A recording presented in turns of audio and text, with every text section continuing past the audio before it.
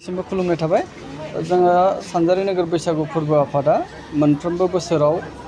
जोङो बैसागु बरायनाय हाबाफारि बे हाबाफारिखौ लाबाय थादों नाथाय दुखुनांथाव बाथ्राया 2020 मायथाइयाव कर'ना भाइरासनि जा गाज्रि थासारि बे थासारिनि थाखाय जों बेखौ मावफुंनो हायाखैमोन नाथाय देग्लाय जोङो गाजा गोमजायै बैसागुखौ बर'नि जिहेतु माहारियारि फोरबो बे फोरबोखौ जों बरायनो थाग थियारि जादों आरो बिनि थाखाय जोङो 2020 मायथाइयावनो मोनसे गोख्रों बानजाय आफाद दानानै होनाय जादोंमोन आरो बे बानजाय आफादनि दिनै जोबथा मेलखौ मागुरमारि गुदि बर' फरायसालियाव जों मावफुंदों आरो बेवहाय जों माखासे थांखि लादों बे थांखियानो जाहैबाय जोङो बरायनायाव जोङो स्पेसियेलि हारिमुनि सायाव बिबुंथि लाखिनो हानाय माखासे आलासिफोर जों लिंहरनो थांखि लादों बेजों लोगोसे बर'नि जा बैसागु मोसानाय बैसागु खननाय बे गासैखौबो बुहुम मुलुग दरबाराव जों माब्रै दैखांलांनो हागोन बेखौ जोङो नाजानानै माखासे बैसागु मोसानाय मेथाइ खननायनि हाबाफारि लानाय जादों बेजों लोगोसे जोंनि जा माहारियारि नेमखान्थिजों जों मोसौ थुखैयो बे मोसौ थुखैनाय हाबाफारिखौबो जों बेवहाय मोजाङै मावफुंनो नाजानाय जादों आरो बिनि थाखाय गोदोनिफ्राय जा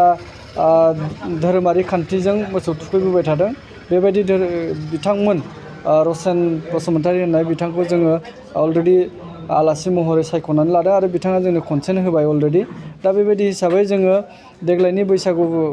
बरायनाय हाबाफारियाव जोंनि माहारियारि जायफोर आसार खान्थि दङ बे आसार खान्थिखौ जोङो फकास खालामनो नाजानाय जादों आरो बेवहाय जोंनि बे ओनसोलनि बा सानजारि नोगोर सिमेन्ट सापरि ओनसोलनि गासै रायजो राजानिफ्राय जों थोजासे मदद आरो हेफाजाबखौ दासिम मोनगासिनो दं इयुनावबो जों मोनगोनखौ आसा खालामदों बेवहाय जोङो दिनै बर'नि माहारियारि आफाद मोनफ्रोमबो आफाद दखरा आफादफोर जों जथुमदों बेवहाय मोनफ्रोमबो आफादानो खौसेयै बैसागु बरायनाय हाबाफारिखौ मावफुंनो थाग थियारि जाबाय आरो बेबायदि हिसाबै जोङो दाना होनाय बानजाय आफादनि मोनफ्रोमबो दालाय आफाद बिथांमोना अलमस्ट 80% बिथांमोना रेडि दासिम स्टेज पेन्डेला जोंहा गाबोननिफ्राय जागायगोन होननानै जों सावरायलायनाय जादों बेबायदि हिसाबै जोङो 14 एप्रिलाव जा हाबाफारि जानांगौ बियो बैसिमाव मोजाङैनो जाफुंगोन होननानै मिजिंथिदों बे बैसागु बरायनाय फोरबोआव बेसेबांसो मानसिया गासै 79 गामिफोर दं बे ओनसोलाव बर' गामि हिसाबै जोङो मोनफ्रोमबो बर' गामिनिफ्राय माखासे बर' रायजो राजाफोरखौ लिंहरनाय जादों जों टारगेट होआखै जेसेबां फैयो एसेबां जोंनाव बेयाव फैनो हागोन दा जोंनियाव गासै पपुलेसन हिसाबै फ्राय 22,000 सुबुं अनजिमा दं जोंनि बर' सुबुं अनजिमा दा बेबायदि हिसाबै गुबुन बोसोरफ्राव जोंना 2,000निफ्राय 3,000 सुबुं अनजिमा जादों देग्लायबो जों बेखौ आसा खालामदों देग्लाय जोंहा आरोबाव जोङो बांसिन आसा खालामदों मानोना थांनाय बोसोरनि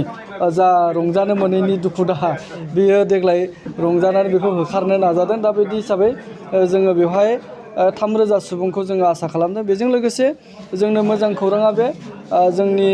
गुबुन माहारिफोर बिथांमोनाबो जोंखौ मदद होयो दा जों जेराव बैसागु फोथार लादों बेवहाय बिहारि माहारिफोर दङ बिहारनिफ्राय फैनाय गामि गेदेर गामि दं बिथांमोना फ्राय बिथांमोननि गथ' गथायफ्रा बर' बिजोंजोंनो माखासे फरायनायबो दङ दा बिथांमोनाबो जोंखौ मदद होनो नागिरदों बा बिथांमोनाबो जोंजों ओंखारफागोन होननाय जादों दा बेबायदि हिसाबै मोनसे कालारफुल हाबाफारि जागोन होननानै जों मिजिंथिदों आरो जोङो जोंनि माखासे रोंगौसाफोर जायफोरा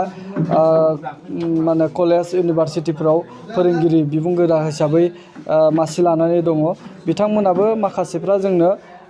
फैगोन बाहागो लाफैगोन जोंनि ओनसोलनि बा गुबुन ओनसोलनि मानसिफ्राबो बाहागो लाफैगोन दा बेबायदि हिसाबै जोंनि मोनसे आब्रुथि गोनां हाबाफारि जागोन होननानै जोङो मिजिंथिदों बेसेबां दासिम 4,65,000नि बाजेट मोनसे लादों दा बेहाय बे बाजेटआ जोङो लानाय हिसाबै 15% प्लास माइनास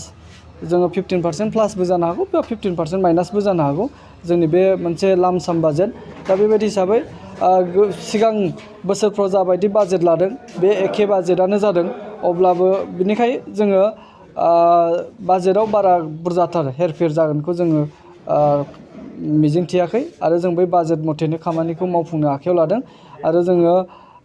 आसा खालामदों जोंनि बानजाय आफादा दासिम दिनैनि रिपर्ट मथे 3,00,000 30,000 नङा होमबा 3,30,000 बिथांमोना अलरेडि बुथुमबाय आरो गाबोन समफोरनि गेजेराव आरोबाव फ्राय 1 लाखसो फैगोन मोनसे माखासे सर्स दङ बिथांमोना माखासे सर्स बानायनानै लादों बानजाय आफादा बेबायदि हिसाबै जोंनि जा बाजेट बे बाजेटआ मोजाङै सुफुंजागोनखौ मिजिंथिदों।